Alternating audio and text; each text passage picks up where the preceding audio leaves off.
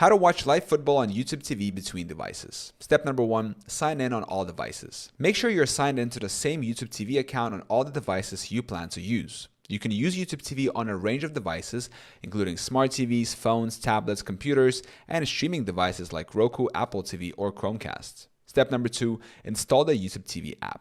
If you're using a mobile device or streaming box, download and install the YouTube TV app from the App Store. For smart TVs, the YouTube TV app should already be pre-installed or available for download in the app section. Step number 3, stream live football on any device. Once signed in, open the YouTube TV app on your preferred device. Navigate to the sports section or search for the live football game you want to watch. Click on the game and you can start streaming it on that device. Step number 4, switch devices seamlessly. You can easily switch between devices without interrupting the live broadcast as long as you are signed in on all devices. Pause the stream on one device, then resume it on another. If you're using a phone and want to switch to a TV, for example, simply pause the game on your phone and continue watching on the TV.